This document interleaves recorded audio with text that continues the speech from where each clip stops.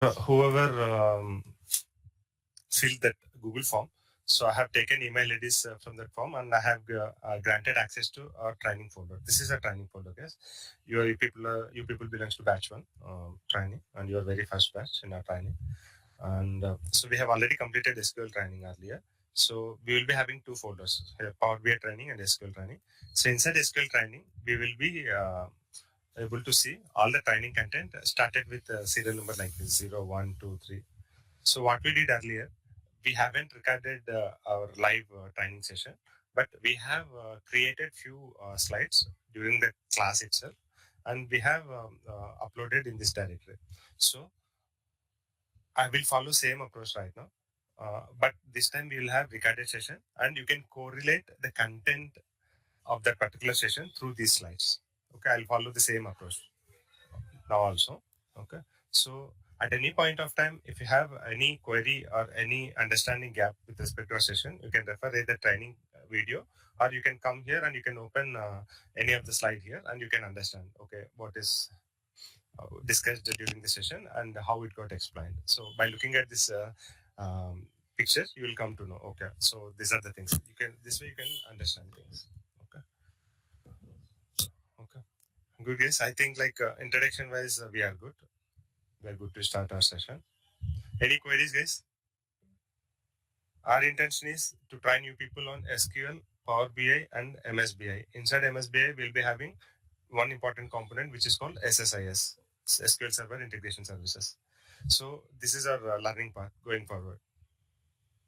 Any queries, guys?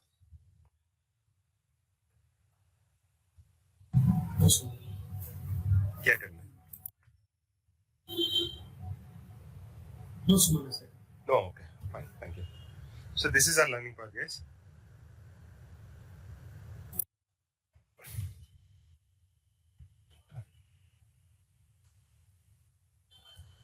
So we have already started learning Power BI, and now we are starting SQL.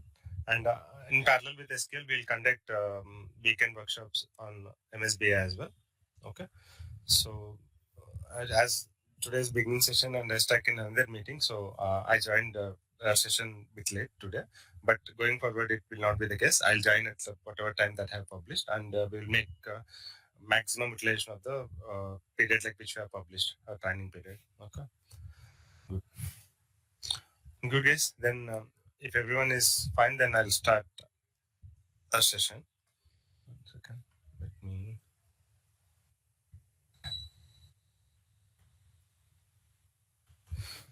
Okay, good.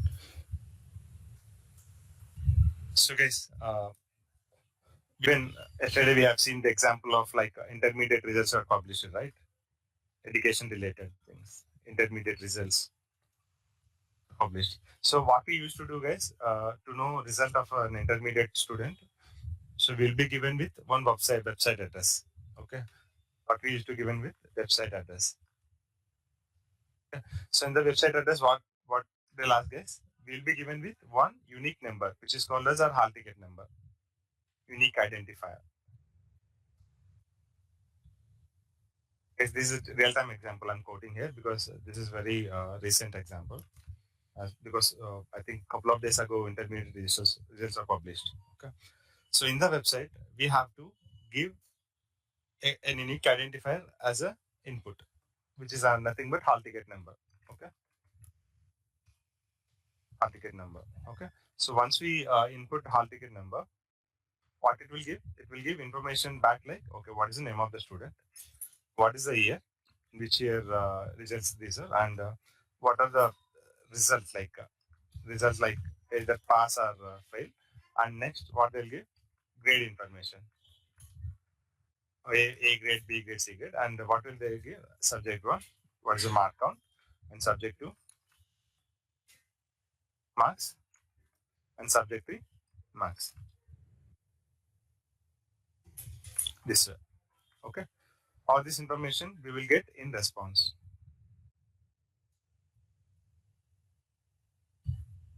So let's suppose name can be ABC, and here I can say okay, first year, and grade I'll say A grade, and result I'll say pass, and subject like 60, 90, 98. Okay. Is able to correlate this example?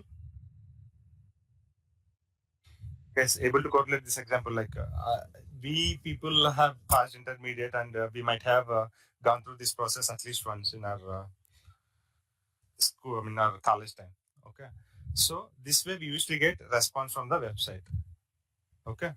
How we are getting this response from the website, guys? Where our information is being organized, stored, and how website able to identify this response, this particular student information based on the given number. What is happening in the background? 1 second, yes, someone there in the lobby. I'll do one thing, yes. I'll resend invite to everyone so that you people, so you people will be able to join without admitting manually. Okay. So where are we? Okay. So we were discussing about organizing your student result data. How our student result data got organized? So internally, a system was developed by this website, guys. Let's suppose our website nothing but manabuddy.com. So there is a website called manabuddy.com. So these people will be having some infrastructure at their end. What they'll do, these manabuddy people will be having some server set up at their end. So I'm representing a server with the cylinder symbol because our data is always represented with this icon, cylinder symbol. This is database icon, guys. Python language will have some snake kind of icon, and Java will have some teacup pipe icon, right? So this way, databases will have icon like cylinder symbol. Okay. So this Manavadi guy organizing result data, he's taking data from government people giving this data to websites. Government people will be giving result information to these guys. Results information. Okay. As soon as they receive result information from the government, they will organize that data in this fashion. In the database, they'll be having tables used to. So for now, whatever words which looks irrelevant to you guys, do not worry. Okay. Going forward, we will discuss everything in detail. Okay. So how these people, Manarbadi people, organize our result data, I'll show you. So they'll be having some tables maintained inside the database table, and I can say table name as 2023 results. Results 2023. This is table name. Inside 2023 results table, what they'll do, they will maintain data like this way. Hall ticket, number, and student name. I'll say name and status, which year he is studying, he or she is studying, and what is result.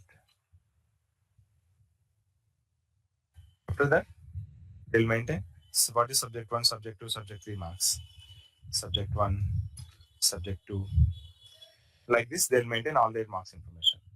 So this way they'll maintain. So I'll represent this particular table data in the form of an Excel so that you can understand it bit better. So what I said, what is the table name, guys? What is the table name I have quoted here? Yes. What is the table name I have quoted? Results 2023. Thank you. What is your name? Ruchi. Thanks, Ruchi. Yeah. Result 2023 is a table name. Okay. So what is it? This is one table where the website people use it to organize results information. So this is table name. Inside this table, they'll be having columns this way: hall ticket number, name, and which year is studying, and what is the result, and what is subject 1 marks, subject 2 marks, and subject 3 marks. And against hall ticket number like 1111, they'll have some name ABC, and year as first year, result as passed, and marks as 60, 90, and 100. And this way they'll have all the students information, all the students results information who appeared for the examination in that particular year. Okay. I'll say BCD first year and say passed and marks as 50, 60, and 98. This way they'll maintain data in their database, and we can have few more students who are fail, like CDE, and say first year fail. I'll give marks like 35 and 58. This one. So how website people able to identify this data? How website people able to map one particular hall ticket number with the data which is stored in the result 2023 table? How they'll map, I'll tell you.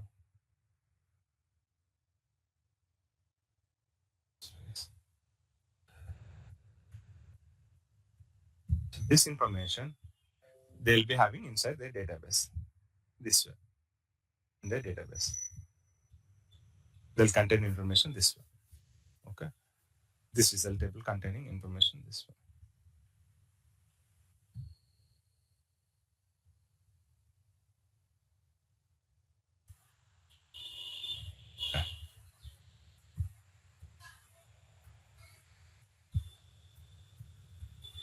Okay.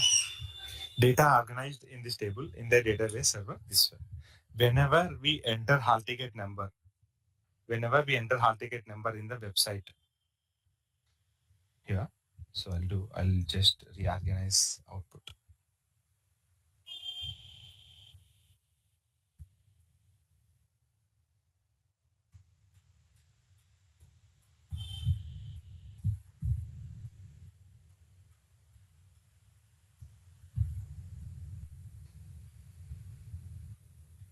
Yeah, this way.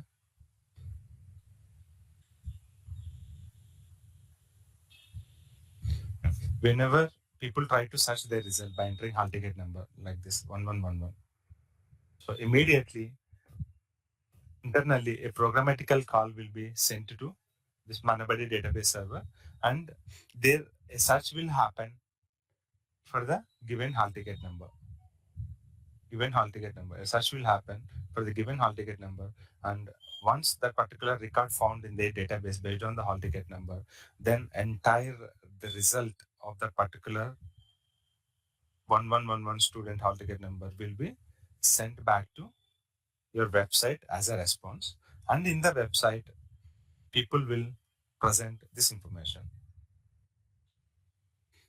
as a response, like saying, okay, this is your website result. This way the same information fetched from the database and will be shown on the website as a result. Okay, so what is this? This is request from website for result, and input is, what is input here? Hall ticket number. Hall ticket number 1111. This is request call.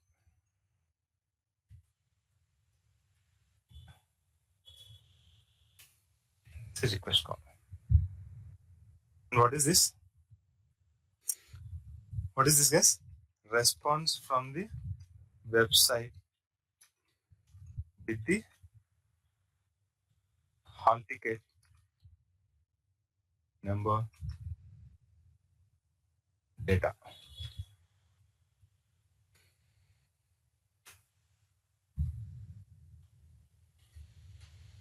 Is clear? What happened? Very first step is about request. Getting request with an hall ticket number, and as soon as your website sends that programmatical call back to backend database server, and that database server will search for the given hall ticket number in the entire database. It will be unable to directly go and give this information. A search will happen True or not, guys? Why a search will happen, guys? Yes, can you tell me why a search will happen? Because your database might contain lakhs of students' records, right? A database contains lakhs of student records. Lakhs of student records. So out of those lakhs of student records, we have to identify a record with the hall ticket number 1111. So a search will happen at the database side. And once that particular record is searched, that particular record result will be sent back to website. And in the website, they use some languages like HTML, JavaScript, jQuery, React, and using them, they'll build some user interface. User interface, nothing but content which is visible to the user in the front end, in the browser. So they will fetch data from the database and they will bind that data in the user interface and present to us. So this way they'll present data. Clear, guys? So here what we have to understand is to get the results from manabadi.com website, what prerequisite we need to have? We need to have result data organized and stored and made available in the database. What are the things? Our data availability is passing. Available and organized. Available, organized, and accessible. So we need to have these three features.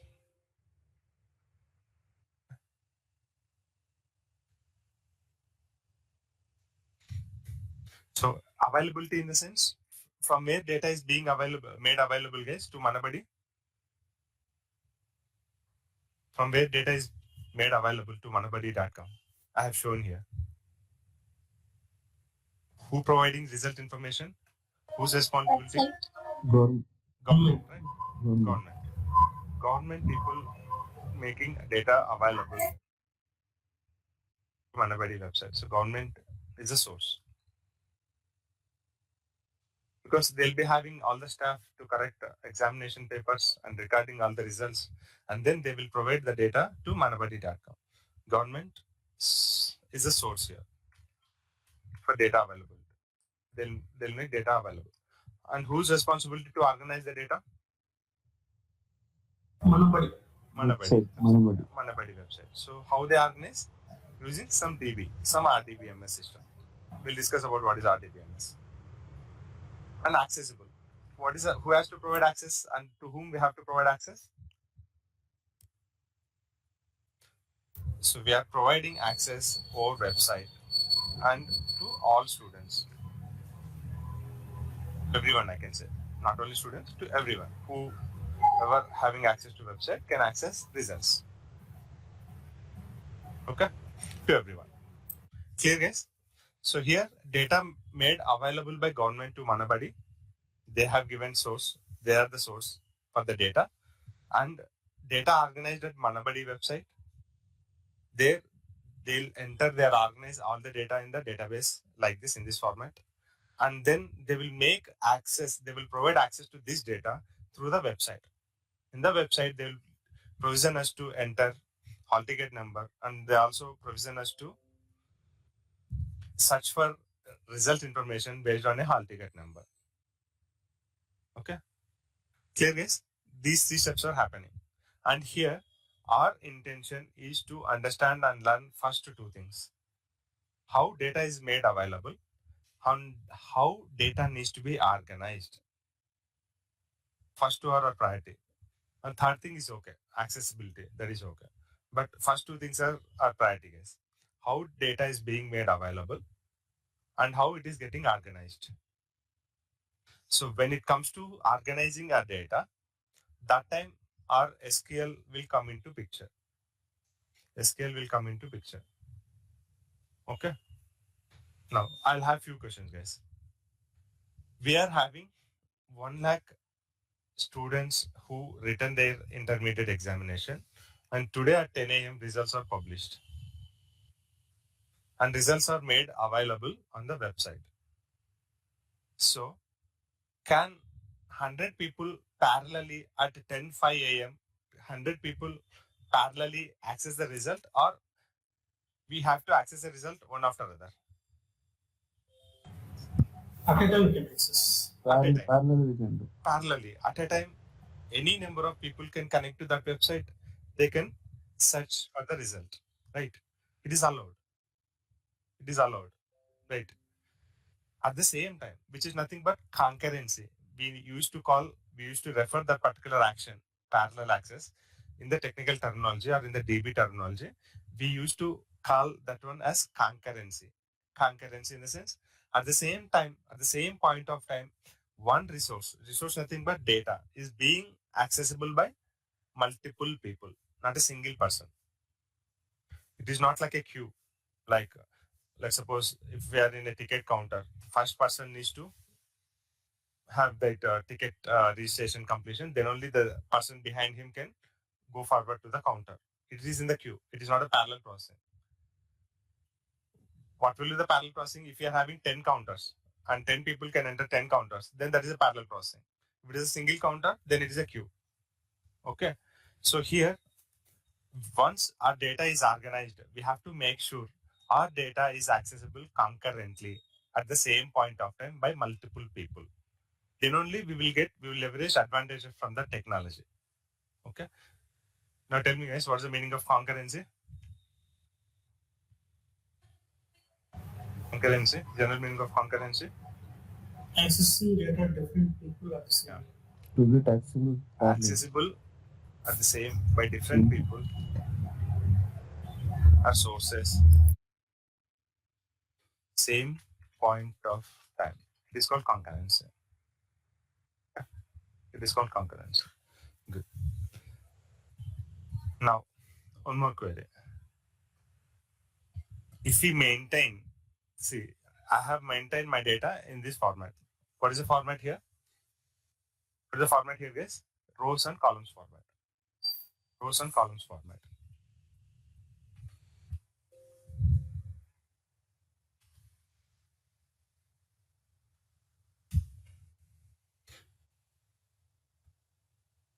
So which one is easy? Tell me.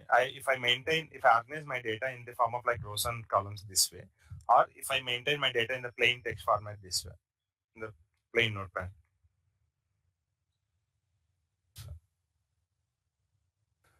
Which will be easy, guys? Rows and columns. Rows and columns is easy because here in the notepad, all the content will be treated as a plain content. It won't, though formatting wise, we are able to see data organized row wise and column wise, but for notepad, it is simple text. That's all. It won't be able to identify this first one as a first row. It is one value, and even space is also some value for notepad. Okay. So earlier people used to, before inventing database concept, RDBMS and SQL concept, people used to maintain all the information in the plain notepads this way.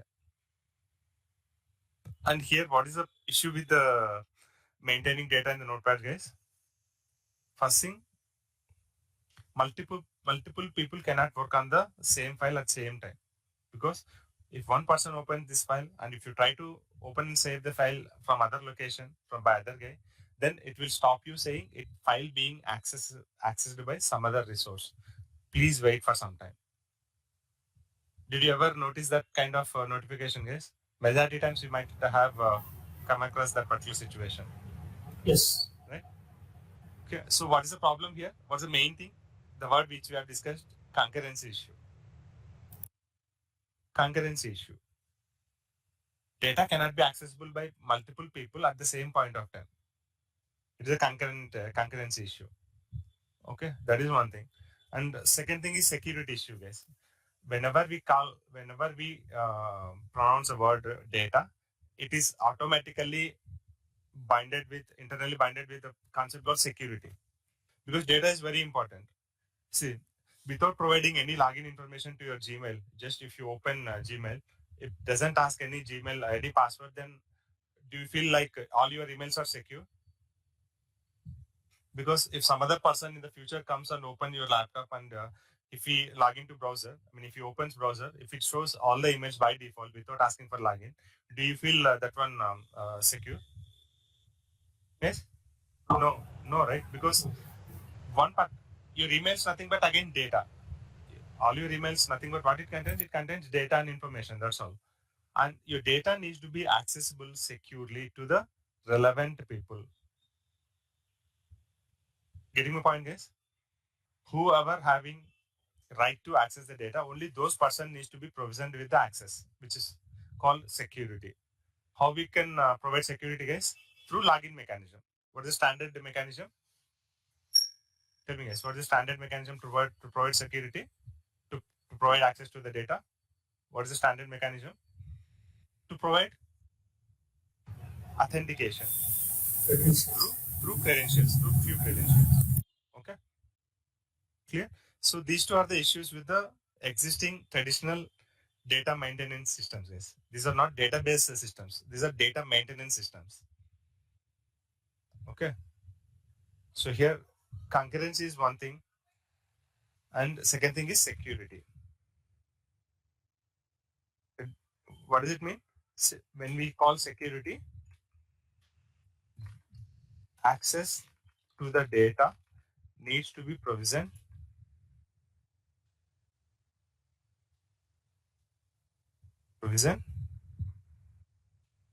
only to the relevant people.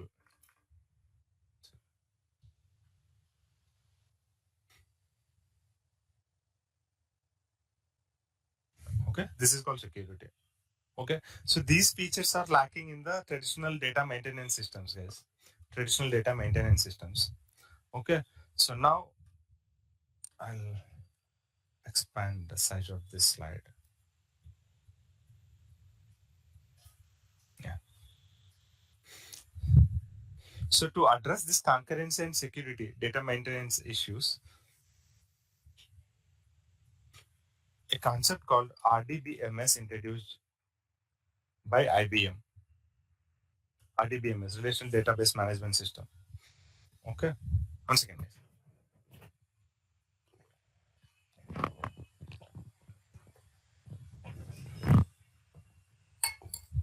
Yeah.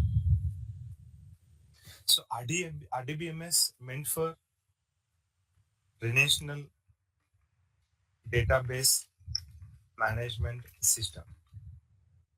And this Relational Database Management System concept, this is concept, guys. RDBMS is nothing but concept. So this concept explains things about organizing data, accessing data, that to provide concurrency and providing security to our data. These are the concepts.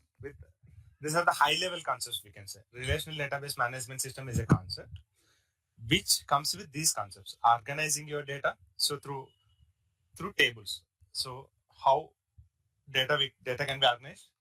Through tables. Okay. So guys, I'll ask you a question.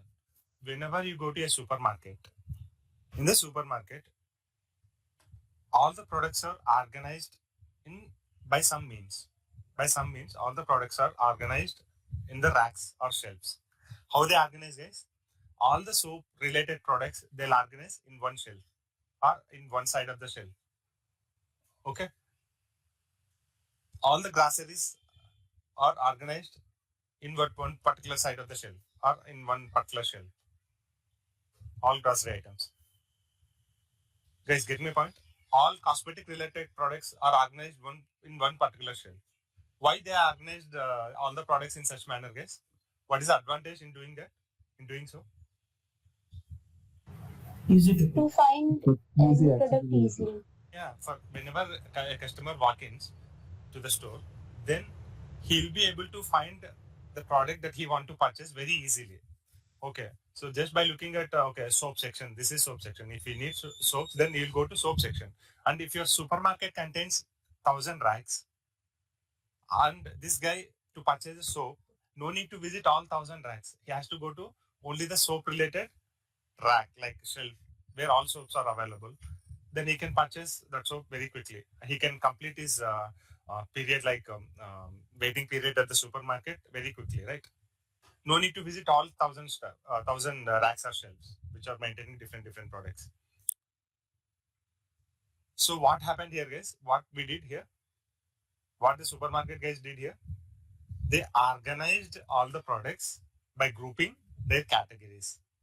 Grouping categories in the sense we will have different products under soaps like Rexona, Santur. I guess I'm just quoting random examples. Rexona, Santur, Lux, Dove. Like this, we'll be having different soap products.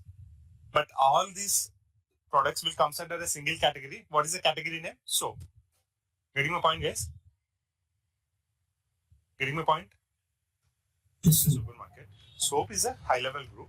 Under that, we can have Yes. products like this. But for supermarket guy, he's not interested in these things, in these three things. He's interested in this thing. He will maintain a shelf for soap section. He will not maintain a dedicated shelf for Santur, Lux, Dove.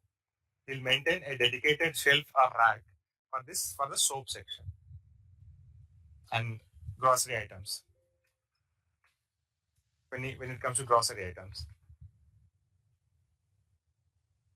like rice, oil, and sugar, all these are grocery items.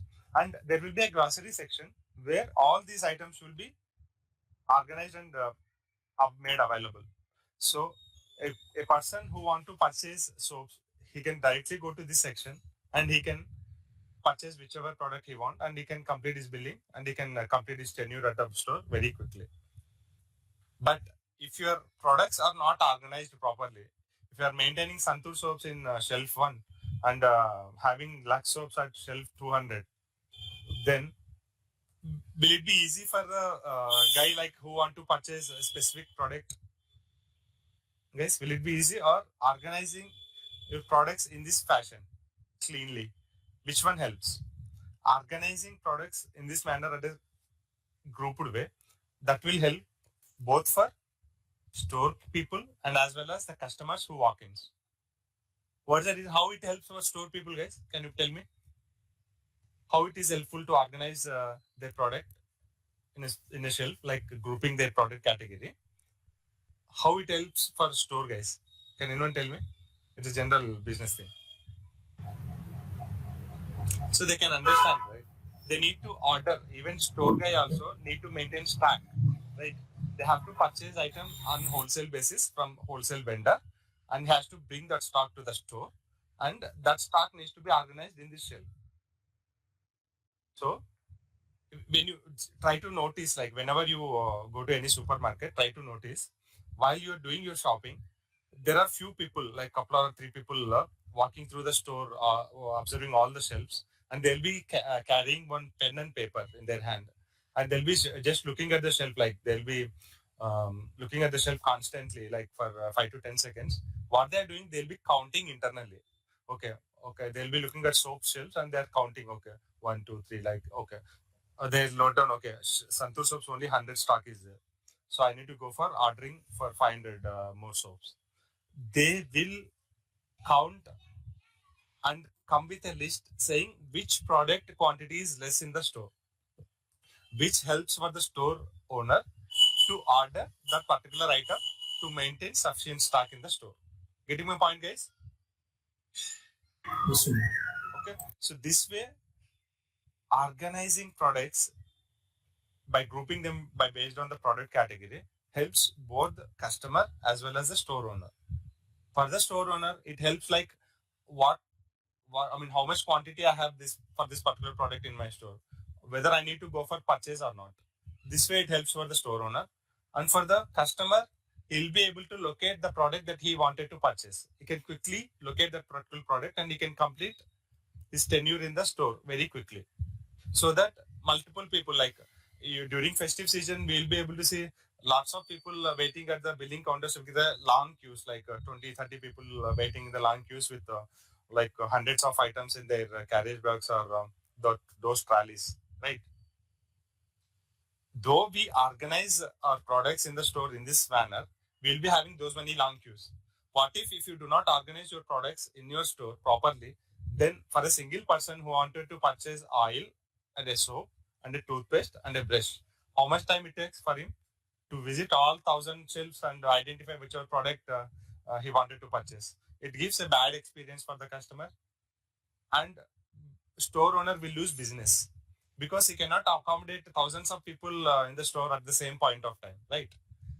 Customer has to walk in and he has to purchase his items and he has to walk out. Then only he'll be having provision to for some other customers to walk in, right? So here, when we call RDBMS or when we discuss about data, always remember organizing the data is very, very important thing. If you organize your data properly, then rest of the things will fall in place automatically. I told you, right, guys? The real-time example of organizing products in a supermarket in different tracks.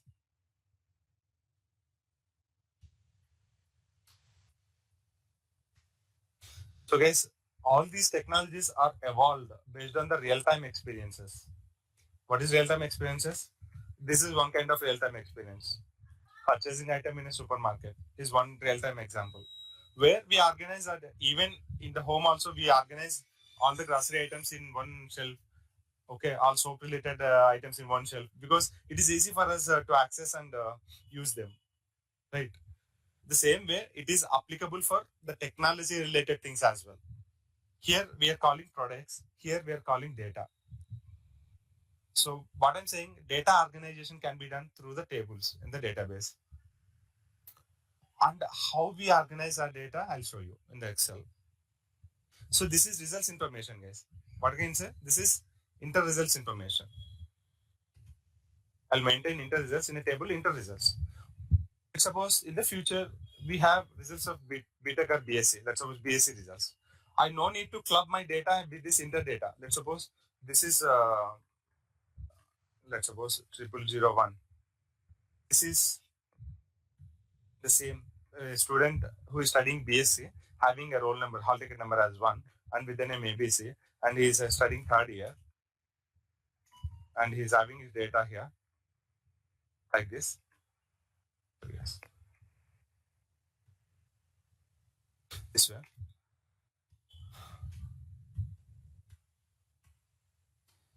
Okay.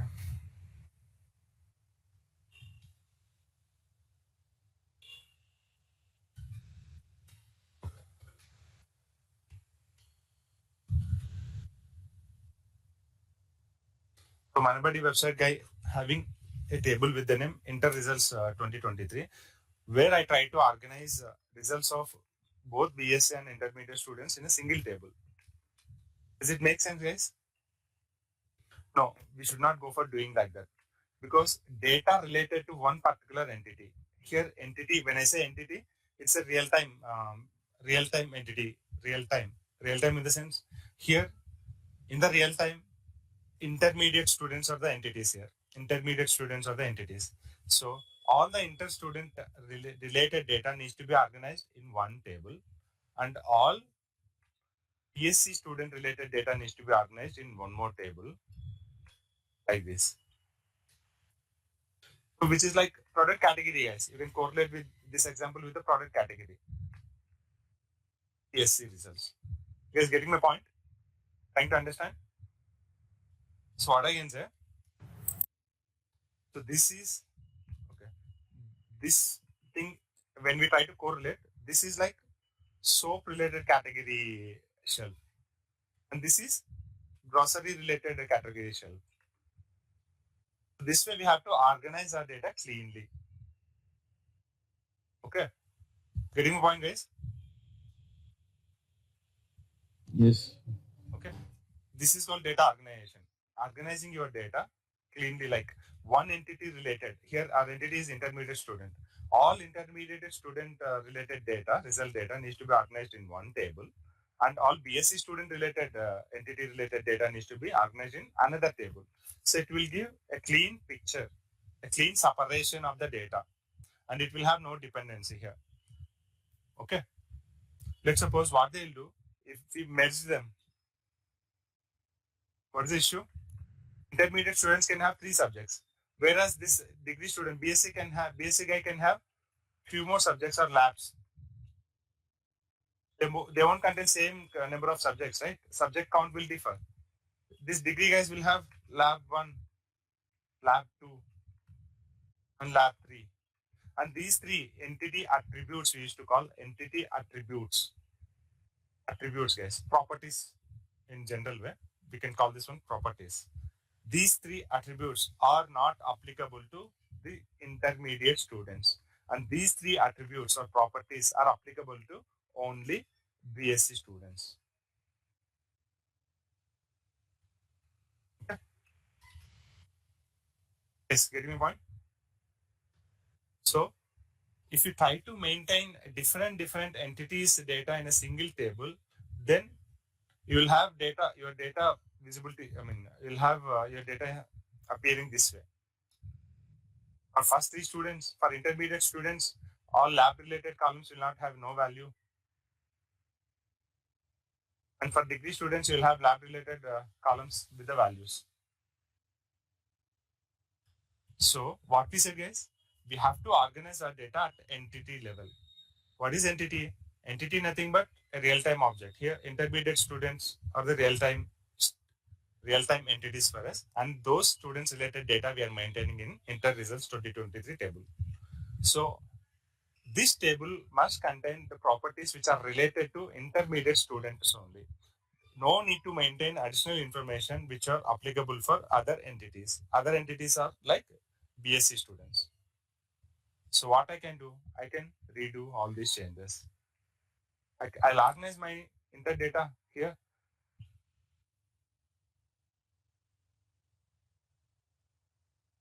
And I can enter my lab data here, lab 1, lab 2, lab 3. This way. 30, 25, 30, 28, 25, 30. This way.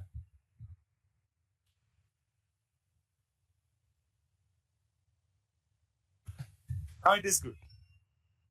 In this table, BSc results 2023 table, I'll have full data for every student who related to BSc entity. Yes, clear everyone? Yes, sir. Okay.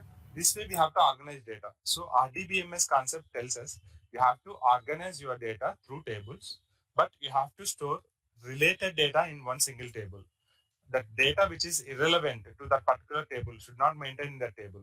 You have to create a separate table and you have to maintain all the relevant data of that particular entity in that table.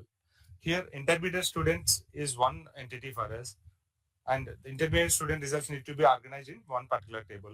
BSc students are on one more entity for us in the database, and BSc related results will be maintained in BSc result 2023 table. This way. This is called organizing your data, guys. I hope like no need to. Okay, I'll give the slide as well then. Otherwise, I'll do one thing.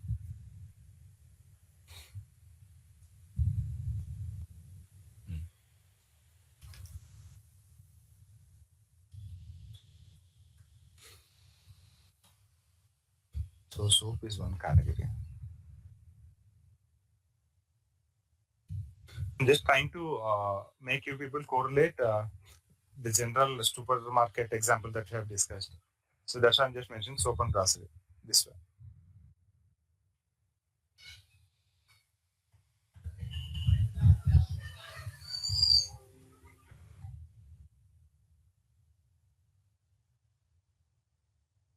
So I'll increase slide size here.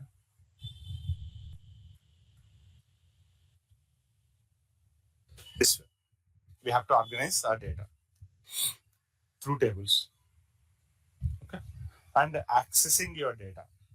When it comes to accessing part, you can decide like to whom I can provide access.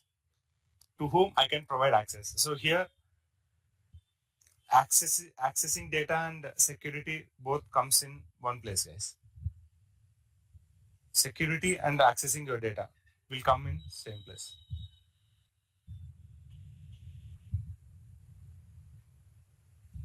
So we will allow users to access our data through some login mechanism.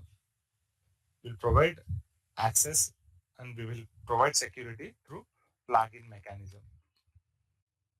And concurrency. Concurrency nothing but what is concurrency, guys? Parallel access. Same point of time. Okay. So I'll just highlight these features in this.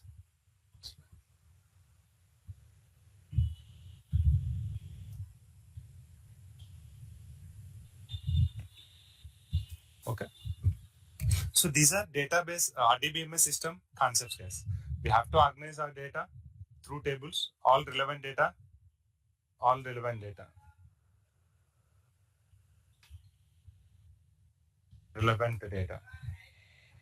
relevant data through tables. The relevant data we have discussed here. Like, what is relevant data here? Inter-student results. This is BSc students results. BSc students results. Okay. So here, why we have to maintain different tables, guys? I'll tell you. We have to maintain different tables to organize data, to organize different entities data, as each entity will have its own properties or attributes. As each entity will have its own properties or attributes. So now tell me, guys, what are the entities here? Inter-student and Inter-student and Yeah. BSc student. Inter-student is one entity, and another one is BSc students. Another entity is BSc students.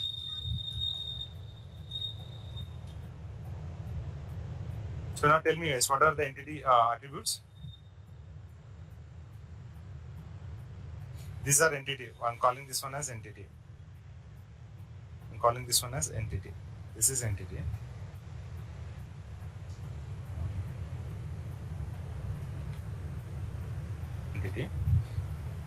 And what are the attributes, guys? Hall ticket number, name, year. name. Hall ticket, name, year, Reason. result, Yes. subject 1, subject 2, subject 3. This is a site.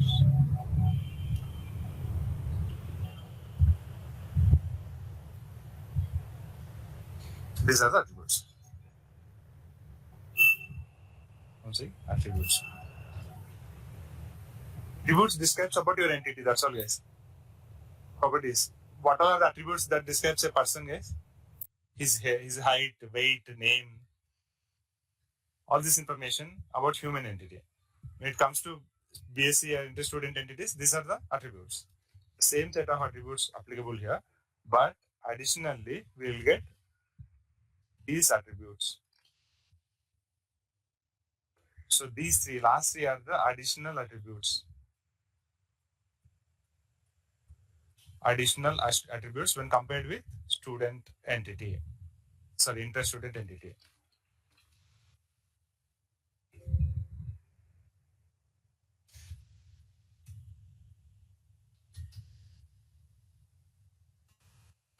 can call attributes like properties or features or any other thing with any other name, guys. Additional attributes.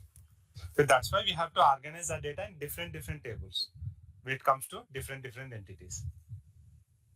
Okay? Clear, guys?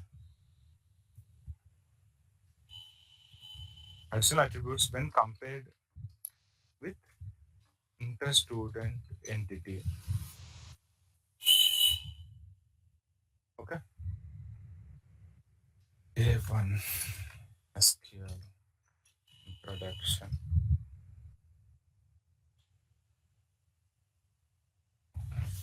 You guys have understood what is organizing data and accessing and security. We'll see like once we install SQL Server software on our machines, and concurrency also we'll see. But you people able to correlate, like understand what is the need of organizing data and what are the RDBMS concept and how we are implementing them here. Clear, guys? RDBMS is nothing but a concept, guys. It is not the software. Relational Database Management System is a concept where we organize our data through different tables. And every single table contains all the relevant data of one particular entity. Okay. And we will provide access to that particular data through some secure mechanism, which is kind of providing login. And once that data got organized in the database through tables, those tables can be accessible by different people at the same point of time, which is nothing but concurrent access, concurrency, concurrent transactions. Okay, clear, guys? I'll quote few examples, guys, real-time examples. On Amazon app, we'll be having a few sales, right? Like Republic Day sale or Diwali sale.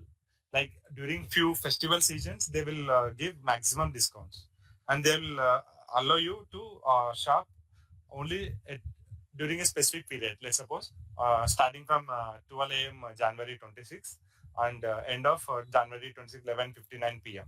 In those 24 hours, they allow us to shop or purchase goods on their app, Amazon. Let's suppose. So during those 24 hours, multiple people at the same time can book and order a product, or do we need to wait in a queue? Whether Amazon app tells us, please hold, other guy is continuing the purchase, please hold for some time. Will that ask us that way, or it allows us to shop with that particular app without noticing whether other people are doing purchase on the website or not? It will allow. It will allow us, always allows. What is happening? Amazon app allowing all customers and users to shop concurrently, allowing us to shop concurrently. Okay, so this is what concurrency, guys, which we are already experiencing in the real-time world. Concurrency. Okay, and even I'm speaking to you people in the meeting.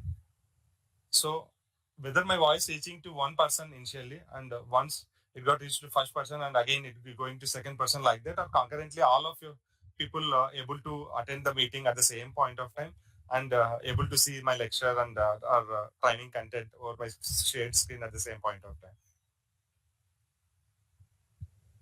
What kind of meeting is at the same point of time? Concurrently, everyone attending this meeting, and concurrently everyone able to just see the content which I'm sharing here. I mean, just making you people familiar with that word concurrently, because this is very important technical term, concurrency. You'll have at least one interview question on this word, concurrency. So I'm trying to make you people to generalize the understanding around this word. Your understanding around this. Clear, guys? Now tell me, what is concurrency? Give your own definition. No need to include all technical terms. What is concurrency? Allowing or getting accessible At the same by multiple time. people at the same point of time. Multiple people accessing the data at the same time. Either data or any some other thing. Either app, data, anything. Which is accessible at the same point of time. Yeah. That's all. Okay. Clear, guys? Now, I hope you people are clear with RDBMS concepts, organizing data and accessing and securely accessing the data, and the concurrency. Now, so there are software vendors in the market. Software vendors in the market who created database products by consuming all these three features: organizing the data, accessing the data through a secure mechanism, and allowing access to your data concurrently. So few software vendors created RDBMS software. MS softwares, which provides all these three features. Which provides all the features like which one?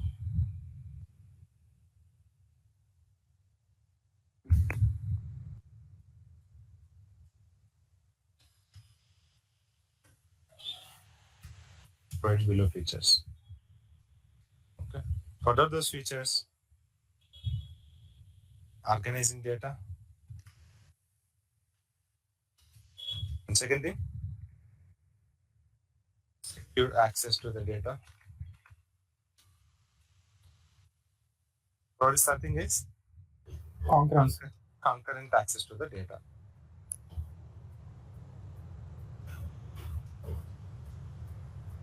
Concurrent access to the data. These three features.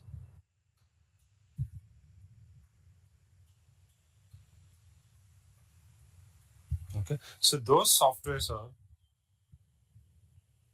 popular one. MS SQL Server, Microsoft SQL Server, Oracle, MySQL, Postgres, IBM DB2, PostgreSQL, IBM DB2,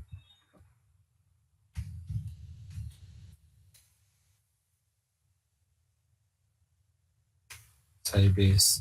This way. There are multiple software vendors created RDBMS software, and they provide same set of features which I have discussed earlier. Okay. So among them, these are the popular software. Yes. So among these popular softwares, we are going to discuss about Microsoft SQL Server. We are going to discuss about Microsoft SQL Server. This is a discussion point. So once you learn one single RDBMS system, once you learn single RDBMS system, then you will be able to work with all other RDBMS softwares. The reason is all these softwares are having same kind of organizing, maybe having different kinds of data organization mechanisms. But when it comes to data access, when it comes to data access, all these database supports a language called SQL. All these databases supports a language called SQL. So, guys, organizing data and how data is getting populated in the database. Data getting populated in the database from some sources like this. Government giving results data to Manabadi. And how the supermarket data will be populated as the customer walk-ins and they purchase items, then their sale data will be populating in their database. Okay, we'll be having some source for the data population. I mean, getting data generated. And how you are generating data, guys? When you do a payment transaction like Paytm or PhonePe transaction, how many areas you are generating data?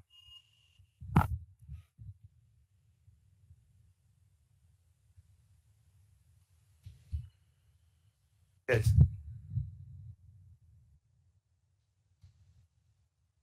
Data accessible through SQL.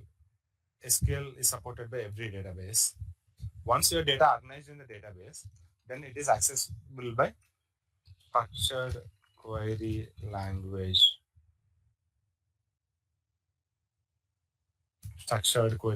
It have its own syntax. It is supported by all databases, all RDBMS systems. Supported by all RDBMS systems. A software, I can say. So when it comes to access, SQL is a common language which we use to access data which is organized on the RDBMS software. And we were discussing about one PhonePe transaction, right? So can anyone tell me how many areas data getting generated once we do a PhonePe transaction, money transfer transaction? Yes. a phone pay transaction happening between two persons, right? Phone pay transaction. So person one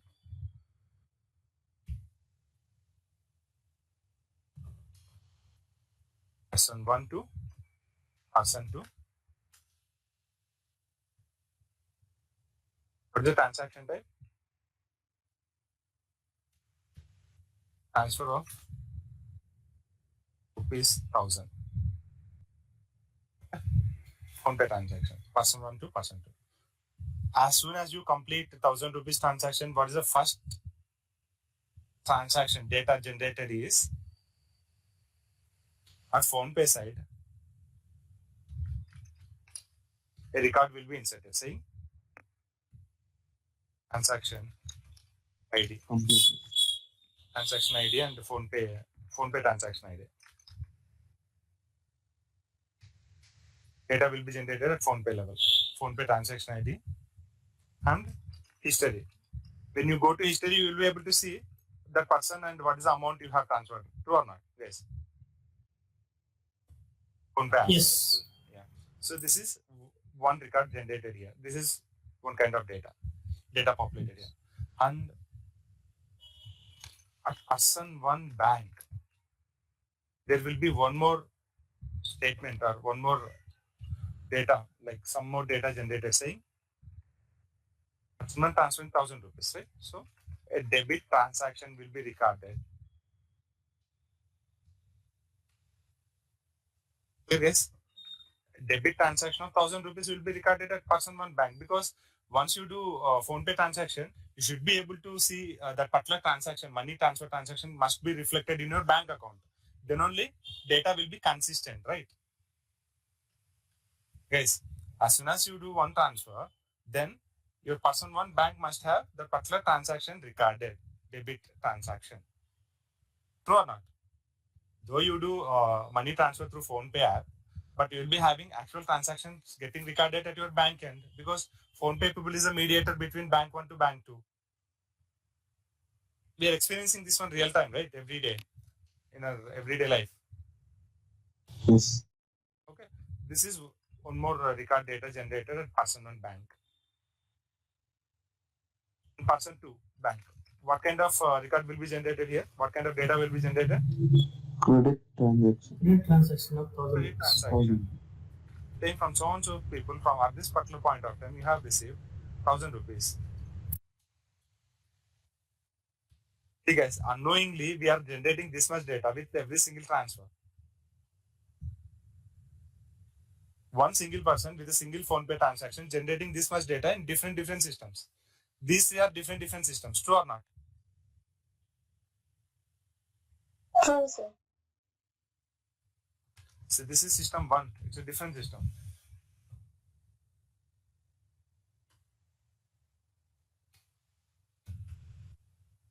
It's a different system. System one. Guys. System one.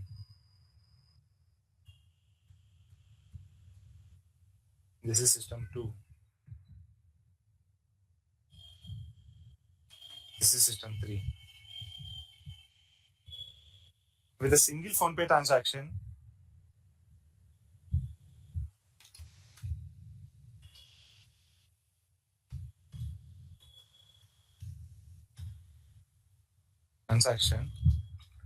data is getting generated. Three different systems, guys.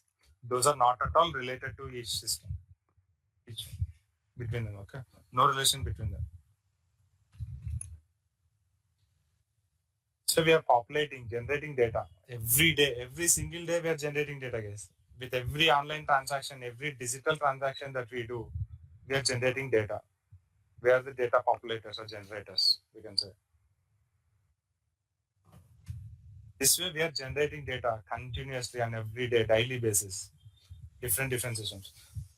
Different systems. That's why data related technologies are gaining more popularity these days, and it is needed also, because earlier overall world having, like, suppose some 10 TB of data, it was taking like 10 to 12 years to have to accumulate that much volume of data earlier, 10 to 12 years.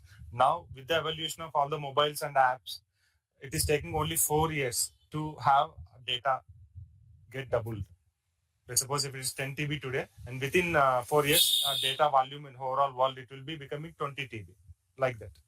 So there is a huge demand rising, like on the topics like organizing data and accessing data in which faster, and visualizing the data to understand the trends. Okay.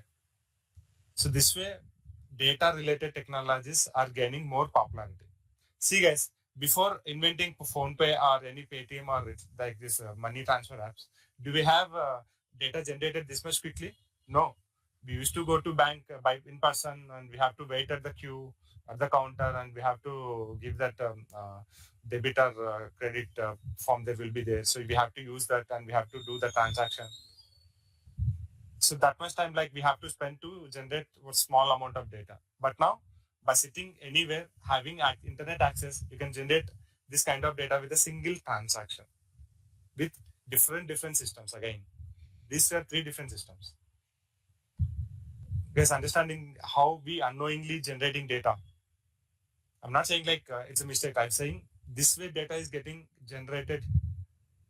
Data volume is increasing this much rapidly. Clear, guys? Yes, clear about the concept. This is general concept, guys. I wanted to make you people understand how data is getting generated these days through apps. And now I'll quote you one more example. On highways, we'll be having toll plazas, right? Where we have to pay some amount for using highway. For every 70 or 65 kilometers, we'll be having those toll plazas installed, and where our car will be having some the QR security code that is pasted on our car window that will be scanned, and as soon as that gets scanned, what happens? Money will be credited to the toll account, and money will be debited to which account? Our FASTag account, or the account which is linked to our FASTag, the bank account which is linked to our FASTag, or the digital account like PhonePe or Paytm account which is linked to that FASTag will be debited. What we are doing, we are traveling, that's all. While doing the travel also, we are generating the data. And we are filling petrol on the highways or on the roads. During that, if we do that like digital transaction, like paying money through some app or card, again, data is getting generated. See, through our regular needs, we are generating data unknowingly. Filling diesel or petrol is a regular transaction, like it's a human day-to-day life activity. And traveling is human day-to-day activity. But while doing this day-to-day human activity, data is getting populated automatically with activities like toll plaza, FASTag scanning, and filling up diesel and petrol or gas, CNG. Getting my point, guys? This way, data is getting generated every second, knowingly or unknowingly. And the technologies which deals with the data are going to gain more popularity than now. Let's suppose we are having popularity, we can say in terms of demand like 100% growth in the market, then we can say 1000% growth we can see near future. Okay, so data related technologies are going to get huge demand, guys, and it is also very easy to learn data related technologies when compared to other programmatical languages, say like Python or Java and C or C++, because they'll have some specific syntax. But here you can learn only SQL part, and you can work with any of the database vendor where your market range will be widened. If you go with one single, I'm not saying like do not learn programming languages, but I'm saying whatever the advantage we have by learning SQL over other programming languages. Okay, I want to make you people understand this concept. Okay, so when you know SQL, guys, then you are having wide range of opportunities to work with any of these databases. And these databases, every individual database, RDBMS software will have its own market. So your opportunity will get double, guys. Not only double, like how many vendors, again, a new RDBMS software introduced in the market, then you are suitable that particular position, because You know SQL, and SQL is a common language to access the data. Clear, guys? Is clear, everyone? Yes, sir. Yes, sir. Yes, sir. Yeah, okay. So, guys, in the second half, I'll try to show you how to install. How to install Microsoft SQL Server, guys. So, our major focus will be learning SQL using Microsoft SQL Server, RDBMS software. Okay, our focus is on learning SQL using Microsoft SQL Server software. Okay, so in the second half, I'll show you how to install and which version to choose, and how to work, like what all are the components that are involved with the installation, and how to access the database, and what are the components that we have inside a database, and how to organize our data. So these high level things I'll show you. So going forward, we'll learn every individual thing in detail. But at high level, I want to give you high level picture, like how data is organized and how data can be accessed, and how data is getting generated. First thing, data is getting generated through day-to-day actions of humans. And once it is generated, it needs to be organized in the database through some RDBMS software. Once it is organized, it needs to be provided with an access for the business needs.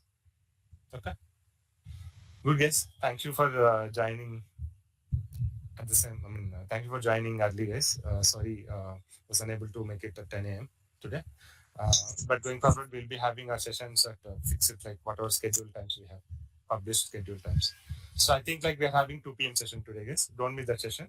Because we are going to install MS SQL Server RDBMS software. I'll show you how to install, and I'll show you how to work with that particular server is one thing, client is one thing. How to work through the server using a client, and how to create databases, and how to create tables, and how to deal with the data. Okay. Thank you, Anand. Thank you. Fine, guys. Thank you all. See you at Suman? 2 p.m. Thank you so much. Woman, at 2 p.m. we have a session, right? Yes, 2 p.m. we have. Okay. Same link, right? Same link. Link remains same. Okay. Okay. Thank you. Thank you. Thank you. Thank you, sir. Thank you, sir. Thank you.